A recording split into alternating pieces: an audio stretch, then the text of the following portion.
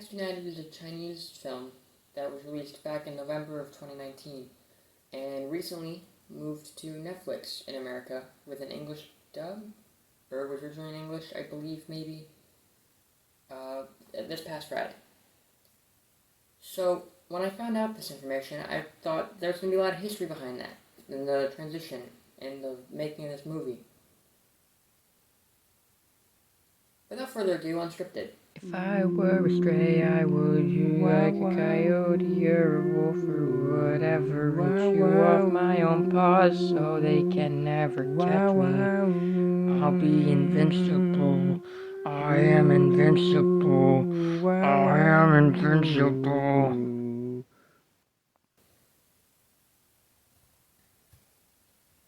What to say about Pets United? This movie was a lot worse than I was anticipating. I was anticipating this movie to be a pretty mediocre kids film that is just kind of like a generic blend-of-the-mill, run-of-the-mill kids film that we've all seen before but isn't harmful in any way. And I guess this movie isn't harmful. It's got an okay message behind it. It made me hate cinema. I'm not sure how they did that one, but this movie is actually a lot less of a movie, more of a mockbuster.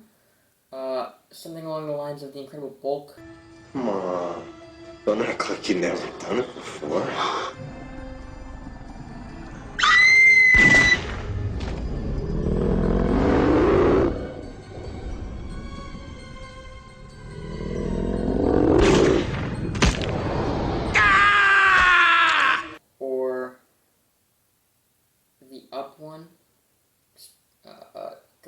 Flying Up. I don't know, I haven't seen that one. I know of it, and I know it's bad. But it was a lot of things, and a lot of things I want to talk about. This movie I could talk about the inconsistent animations, or the monstrosity that is this guy, or, the generic story, or the fact that it's just a ripoff. But I have a couple things in particular, and I want to touch on that ripoff thing. That's going to be my first big point. There are a lot of movies that rip off other movies. There are literally, those Mockbuster movies are just made to trick parents into buying their movie instead of Up, or Hulk, or whatever other movie they're parodying, or ripping off, I guess. But this movie chose to rip off The Secret Life of Pets, which was an odd choice in my mind because, A, this movie came out in 2019, which would be 4 or 5 years after The Secret Life of Pets came out, and also, Secret Life of Pets is just a ripoff of Toy Story, I think. I don't know, I never actually saw it. I personally don't care. But, that's what everyone says, and that's what this movie was. It was a ripoff of a movie that's a ripoff of another movie, and it did show. Not that was the biggest issue with this movie at all. The story was fine. It was there, I guess. At least that's something other movies haven't had for them.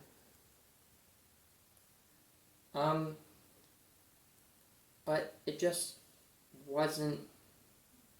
It should have been a lot better, in my mind. And maybe that was just, it had a couple big name actors in it.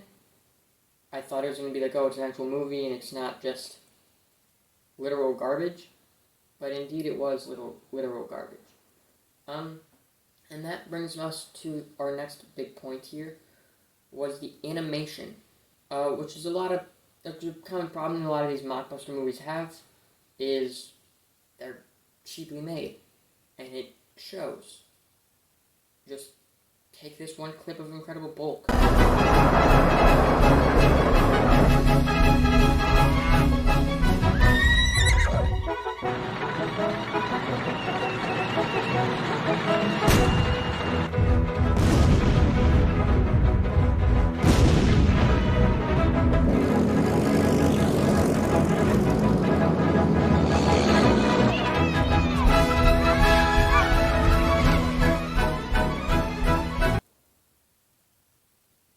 It's absurdly just they had models, so they threw them in for no reason. I can't explain why any of that happened. They just needed it to happen because they already paid for the tank model, or the plane, or the whatever. And this movie is not quite that bad. I will not say that. And I think part of the reason I didn't expect this movie to be a mockbuster when I went into it was because A, it was number 2 in the US on Netflix when I went to actually watch it, and number 4 the first day it came out. So people liked it, or watched it at least. So I thought, it was going to be high quality. And also the animation looks significantly better than that. I'm Roger, the thief of Robo City. So I figured it couldn't be, or I just didn't piece together that it even had the potential to be a mockbuster. So what this really opened my eyes to was how far 3D animation has come. Because where I'm not saying this is good, groundbreaking by any standards, it's still better than what I would expect a cheap movie to be. And honestly, for the most part, the animation wasn't terrible. My biggest issue is a lot of the characters, Roger, the main dog in particular, really stands out from the background. And I don't mean like he pops visually, I mean like there's always a weird seeming outline around him. And I can never pinpoint, like, it always, like, the lighting doesn't add up. I don't know, I'm not an expert in how to animate in the third dimension, but I don't know, something's just off there, and it's always very noticeable. But yeah, the animation is very cheap and it cuts a lot of corners. I remember there was a few times where they rerun the same animation, just seemingly to fill time, and it was a little bit of a mess, but arguably excusable if the writing's okay. Now let's break down the story of this movie, shall we? The plot goes, Roger is a stray dog, and somebody, I don't remember the name of the cat, is a house cat, who's like the beloved pet of the woman. And everyone in the town is a human, except for the people who, like, work in the town, are robots. And I don't know exactly where the line is drawn between, like, what's work and what's not work. I don't know what the humans do all day. But, they do have, it's Robot City, or Robo City or something, and the mayor invented all the robots to create peace, but then he gets taken over by one of his robots, and he was Roger's owner, but Roger doesn't know that, and there's a little robot, like a pet robot, who was supposed to be scrapped. His name is Bob, and he is a good robot, and he teams up with Roger to, when all the humans get evacuated, to do something. And then they stop the evil robot clone of the mayor, and then they free the town, and then they go into the nature, and that's the end of the movie. If that sounded dumb, or at any point confusing, it's because it just, the writing wasn't, the plot overall wasn't the worst plot we'd seen on the show, or so. But again, that movie also got a -2 on the ranking scale, and I'm not sure I'll ever see a movie that is worse than that one. So, that's not saying a whole lot. And it's not like this movie's plot was the only issue with writing. The dialogue is very, how do I say it? It's very, like, unpolished. A lot of it feels like it doesn't go together, or they rerun the same line a bunch of times, or it's just talking to fill time, and it's off-putting, which is another issue a lot of these mockbusters have. It just, they don't have professional actors or voice cast, and they're not really a good director to know what's happening. But this movie had at least one big name star. It had Natalie Dormer, who plays somebody in Game of Thrones. She's a big name. She should be better than this. Her character was the most forgettable character. I remember the Italian poodle more than I remember her.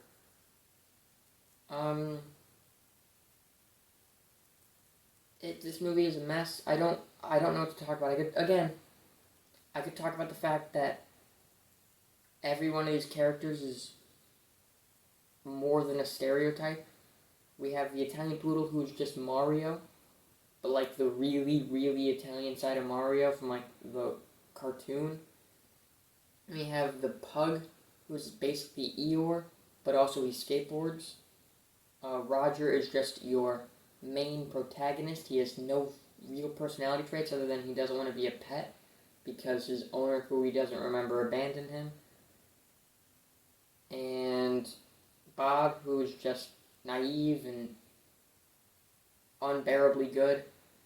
And Belle, who reluctantly agrees with Roger because she kind of has to and eventually falls in love. It's just all these stereotypes and cliches. And again, it's a kid's movie. I typically don't have a problem with that. But this movie just felt like one big cliche. This movie felt about 2 steps above Food Fight, which is a movie I do want to get to on this channel at some point.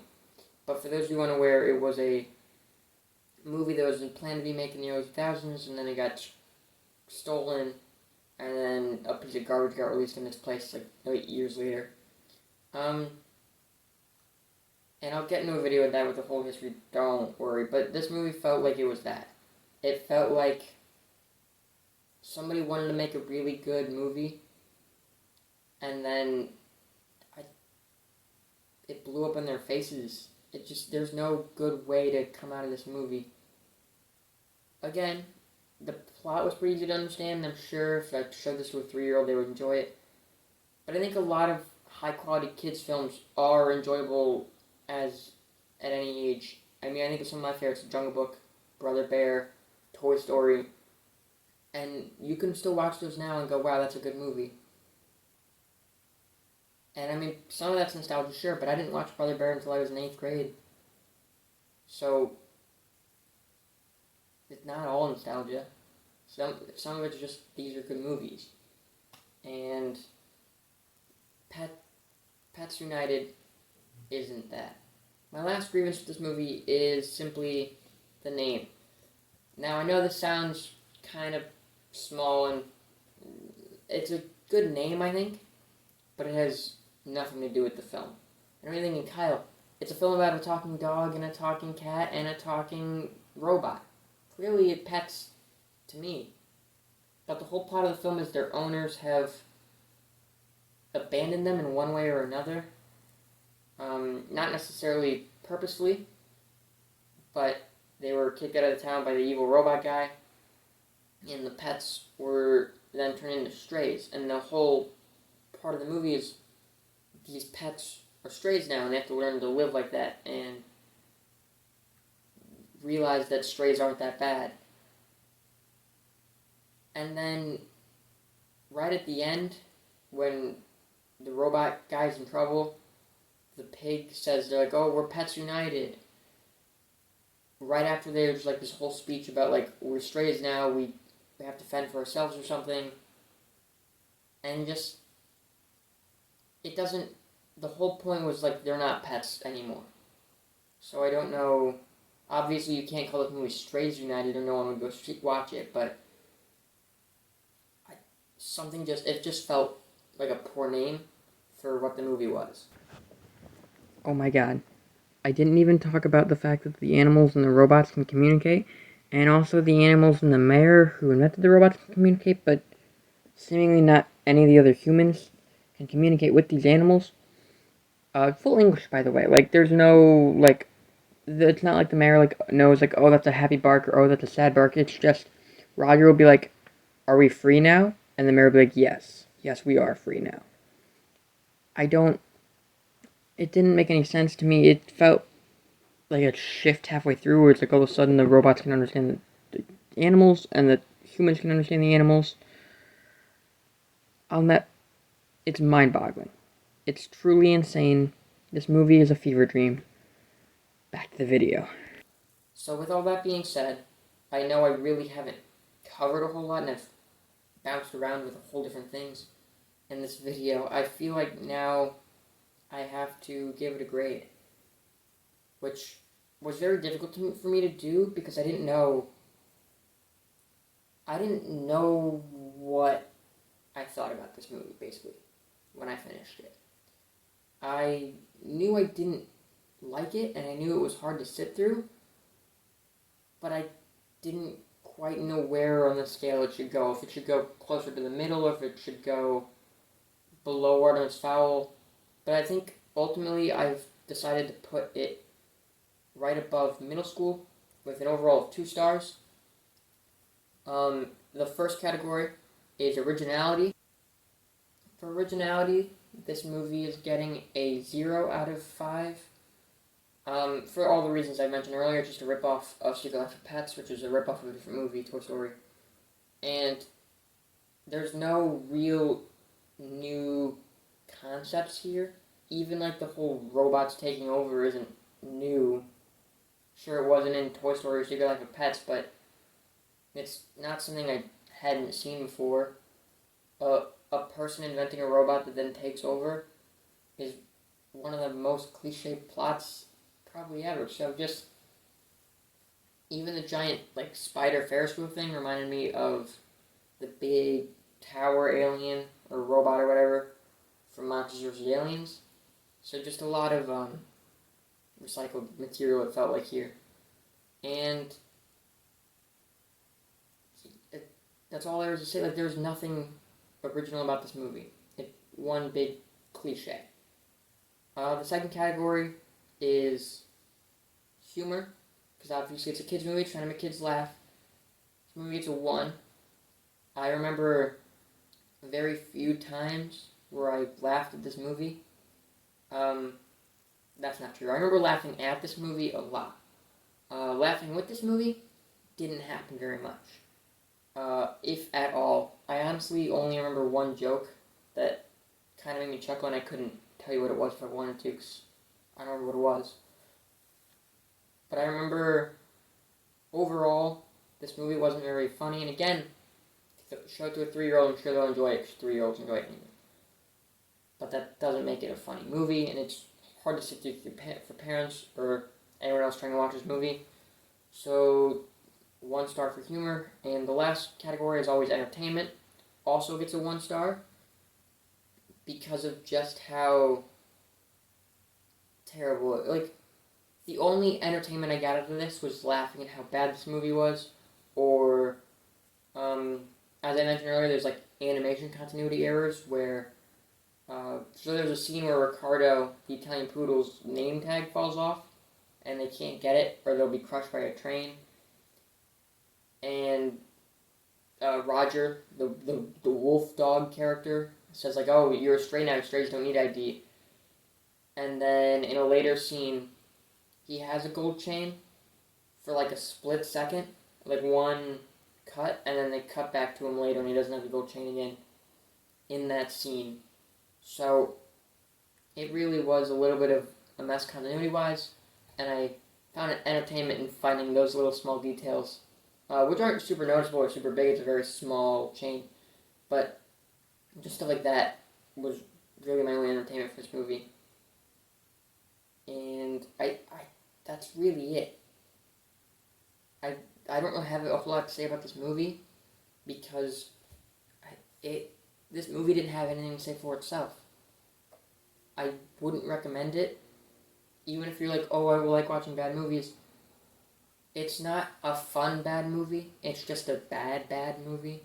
Like, we have crossed that threshold. I don't know exactly, like, on star count-wise, where that threshold lies, but I know it's above this movie is where you go from fun bad to bad.